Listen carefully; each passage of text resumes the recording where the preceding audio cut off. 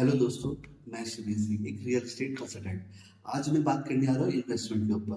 Because मुझे बहुत सारी कॉल्स आ रही थी कि लोग इन्वेस्टमेंट करना चाह रहे थे और रियल एस्टेट में इन्वेस्टमेंट के बारे में पूछना चाह रहे थे। तो मुझे लगा क्यों ना मैं एक वीडियो के माध्यम से आप सभी लोगों को बताना चाहूँ कि रियल एस्टेट में इन्वेस्टमेंट क्यों इम्पोर्टेंट है और उससे क्या क्या बेनिफिट्स होते हैं। तो मैं एक एग्जाम्पल के माध्यम से आपको इसके बारे में थोड़ा सा बताना चाह रहा हूँ। एग्जाम्पल क्या है कि अगर मान लीजिए आज आपने एक प्रॉपर्टी 20 लाख की परचेज करी, ठीक है।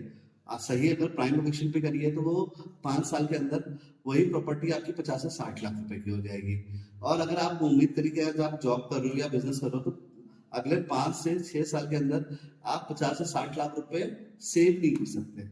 बिकॉज अगर मान लीजिए कहीं इमरजेंसी पड़ी तो आप उस प्रॉपर्टी को सेल आउट कर सकते हो और 50 से 60 लाख रुपए तुरंत ले सकते हो। और इन केस अगर आपको जरूरत नहीं है तो अगर आपको 10 साल लगते हैं तो 1 करोड़ के आसपास की आपके पास एक डिपॉजिट मनी है जो कभी भी कैश ऑन हो सकती है।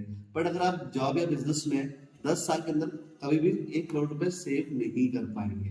तो इसलिए प्रॉपर्टी को हमेशा बेस्ट इन्वेस्टमेंट बोला जाता है।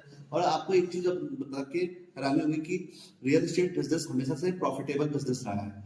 और जितने भी बड़े बड़े बिजनेस ओनर्स हैं या जितने भी बड़े बड़े टाइकून्स हैं, सभी ने रियल एस्टेट में कहीं ना कहीं इन्वेस्टमेंट किया होता है या रियल एस्टेट कंपनी होती है उनकी।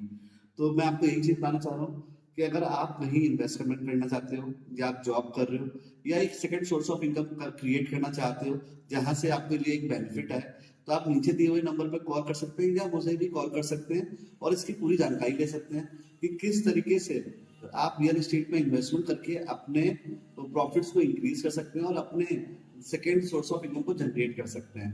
धन्यवाद।